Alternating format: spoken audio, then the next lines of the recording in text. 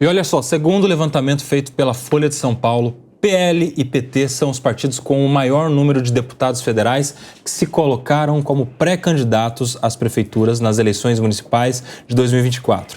Todos impulsionados pela popularidade do presidente Lula e do ex-presidente Jair Bolsonaro, que se consolidam como grandes cabos eleitorais. O PT deverá contar com 10 deputados nas corridas municipais, enquanto o PL terá 9 parlamentares. Pelo menos 48 dos 513 deputados foram listados como pré-candidatos. E a base parlamentar, que ajudou a eleger o presidente Lula no ano passado, deve se decompor em 2024. Em São Paulo, por exemplo, personagens centrais vão se dividir entre os palanques de Guilherme Boulos, do PSOL, da Tabata Amaral, do PSB, e Ricardo Nunes, do MDB, em quadro que ele deve opor. Por exemplo, Lula e seu vice, Geraldo Alckmin. Teremos Lula em um palanque, Geraldo Alckmin no outro, aqui em São Paulo. Entre Boulos e Tabata Amaral, no caso, e Bolsonaro, provavelmente no palanque do Ricardo Nunes. Eu quero ouvir o Ricardo Rous a respeito disso. Em 1 minuto e meio, Ricardo Rous. Nós temos 2 grandes cabos eleitorais no Brasil hoje, Lula e Bolsonaro, e o que a gente está vendo aí é resultado disso. Muitos deputados do PT candidato, muitos deputados do PL candidato, e a disputa por esse apoio, que na cidade de São Paulo a gente vê, por exemplo, que o presidente Lula já saiu na frente. Ele já fez inaugurações aqui com o seu pupilo, que é Guilherme Boulos, o candidato que o presidente Lula vai apoiar nas eleições municipais, vai ter alguma dificuldade, porque o Boulos é base do Lula, o PSB é base do Lula, o PMDB é base do Lula, apesar de que o MDB aqui em São Paulo, do atual prefeito Ricardo Nunes, vem se colocando mais de centro, tentando ir para a direita ali, ter o apoio do ex-presidente Jair Bolsonaro, que ainda não deu o seu aval totalmente. Tem aí muitas coisas nas articulações, o Lula já deu seu apoio, já benzeu, Boulos está trabalhando na articulação para trazer a vice dele, a ex-prefeita Marta Suplicy, que por acaso está no MDB, para vocês verem essa salada que está acontecendo aqui na cidade de São Paulo. Já Jair Bolsonaro ainda não deu sua bênção para Ricardo Nunes, mas enfim, está demorando demais, na minha opinião, para se posicionar e poder acalorar aqui os debates na cidade de São Paulo. Raquel Galinatti, a gente sabe que tanto o Lula como o Bolsonaro são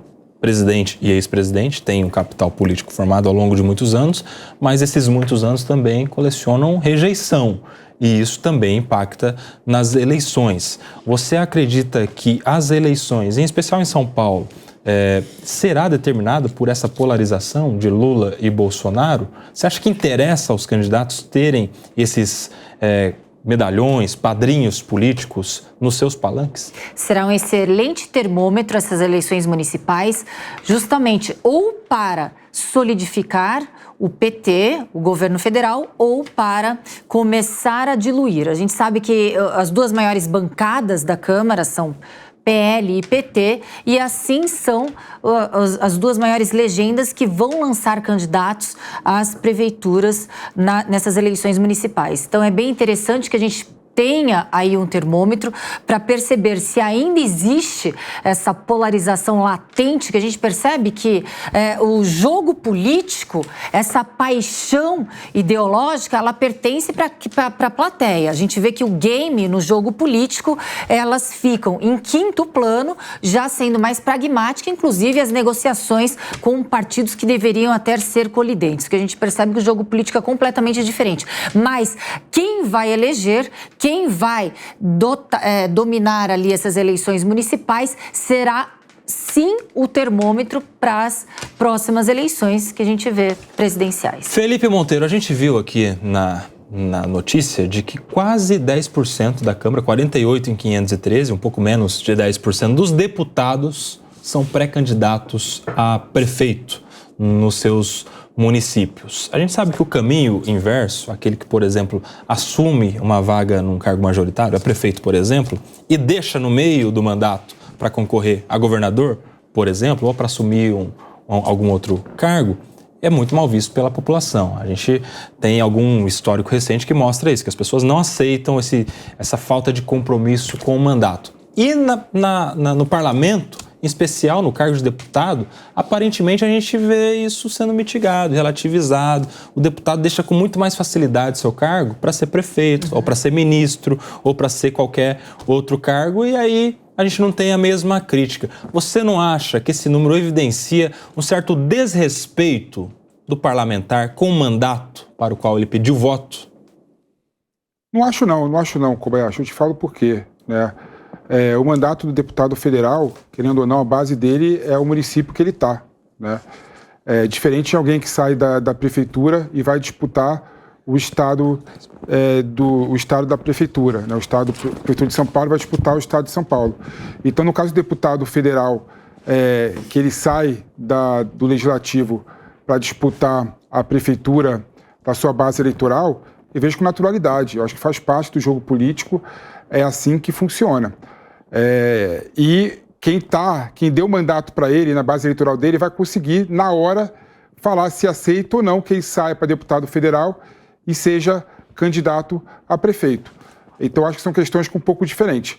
Agora, em relação ao PT e o PL, é importante destacar que o PT e o PL estão reproduzindo, né, em nível municipal, a falsa polarização que tiveram na eleição passada nacional. Não é? Eu sempre discuto aqui, sempre falo isso aqui, que o que tem é uma falsa polarização.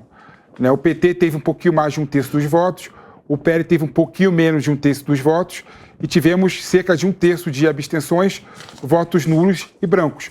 Ou seja, 2/3 não querem o PT e 2/3 não querem o PL.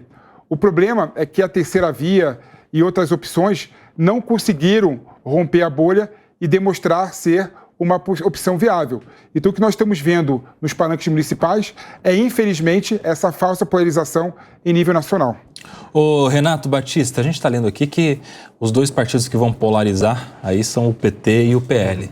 Essa mesma notícia, se fosse há 10 anos, talvez mais anos atrás, provavelmente a gente teria ali um PT e PSDB, né? Pelo menos no estado de São Paulo foi o que rivalizou, os dois partidos que rivalizaram por muitos anos. E a gente nem vê falar do PSDB, provavelmente não vai ter nem candidatura a prefeito em São Paulo e assim também em todo o Brasil. Muitos estados que antes também tinham o PSDB como protagonista, não tem mais. Em São Paulo, por exemplo, muitos prefeitos do PSDB saíram do partido e se filiaram ou no PSD do Gilberto Kassab ou no PL, justamente para continuar rivalizando com o PT. Como você enxerga essa situação atual do PSDB depois de tantos anos protagonizando o debate político? Kobayashi, antes eu queria só fazer um comentário sobre a fala do Ricardo Roux, sobre a proximidade do Lula com o Guilherme Boulos. Isso não ocorre do Bolsonaro com o Ricardo Nunes, porque o eleitor do Bolsonaro, ele não se vê identificado com o Ricardo Nunes,